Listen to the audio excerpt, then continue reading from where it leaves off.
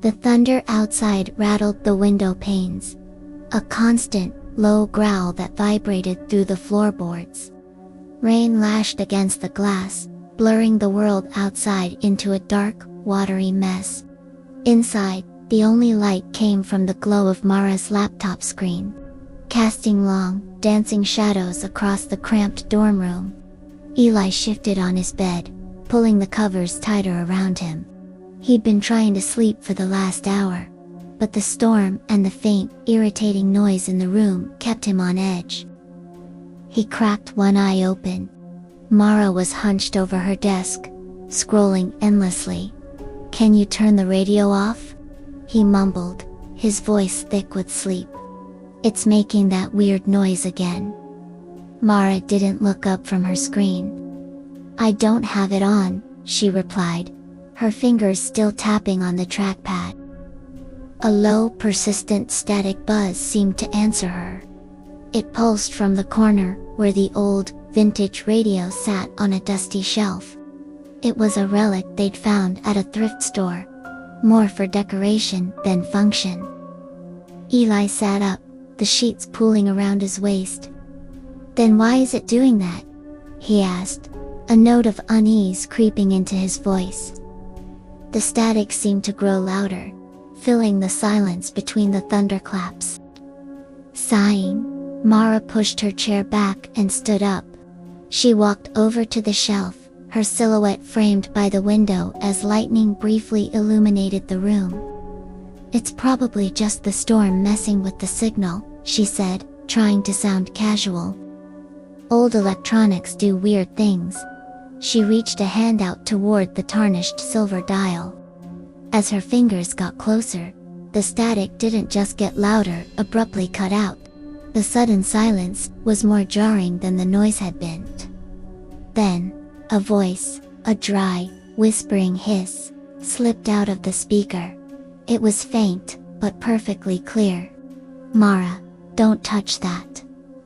Mara's hand froze an inch from the dial. Every muscle in her body went rigid. The air grew cold. "Eli, did you hear that?" she whispered, her own voice barely audible. She glanced over her shoulder. Eli was sitting bolt upright, his face a mask of pale shock. His eyes were wide, fixed on the radio. "Please tell me you're messing with me," he pleaded, his voice trembling as he started to turn away, as if not looking would make it unreal. The whisper came again from the radio, laced with a chilling amusement. "He hears me too." Mara snatched her hand back as if the radio had burned her. A while later, they were huddled together on Eli's bed. The maximum possible distance from the desk where the radio now sat, completely silent. The storm raged on, a fitting soundtrack to the terror that had taken root in the room. "We should unplug it," Eli said, his voice shaky. He kept glancing at the radio, then quickly looking away. "Throw it out. Burn it. I don't care. Just get it out of here." Mara hugged her knees to her chest, trying to force a rational explanation. "It's just interference. Auditory pareidolia. The brain finds patterns in random noise, like static. It can sound like voices. It's a psychological thing." Her voice trailed off as a distinct click echoed from the desk. The radio's dial lit up with a faint, sickly green glow, all by itself. And the whispering voice returned, stronger this time, filling the small room. "You can't get rid of me." As if on cue, the single light bulb in their desk lamp flickered violently before going out, plunging them into near darkness. At the same moment, the heavy wooden door to their room began to creak open, slowly, inch by inch. But there was no one there, only the dark, empty hallway beyond. "Mara, please," Eli stammered, shaking uncontrollably. But a strange, defiant resolve was hardening inside Mara. Fear was still there. a cold knot in her stomach, but it was mixed with a desperate need for answers. She slid off the bed, her feet landing softly on the cold floor. Taking a deep breath, she walked slowly toward the radio, her heart hammering against her ribs. She stopped a few feet away. "What do you want?" she demanded, her voice surprisingly steady.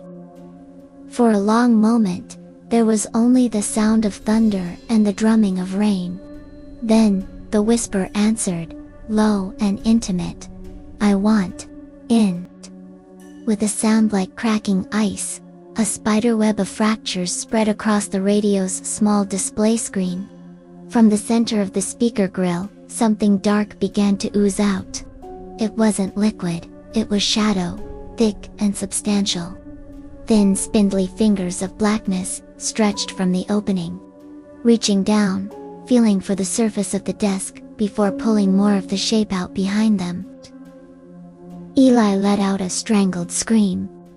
"Run!" Mara spun around and grabbed his arm, pulling him toward the door, but it was too late.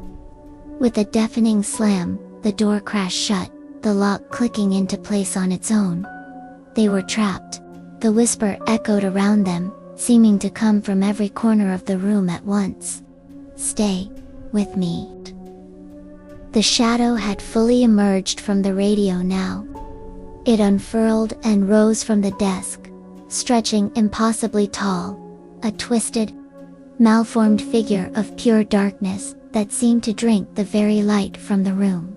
It had no features, yet Mara felt its gaze lock onto her. Her scream was a raw, primal sound of terror. A sound that was quickly swallowed and distorted, blending into the overwhelming, deafening roar of static that exploded from the broken radio.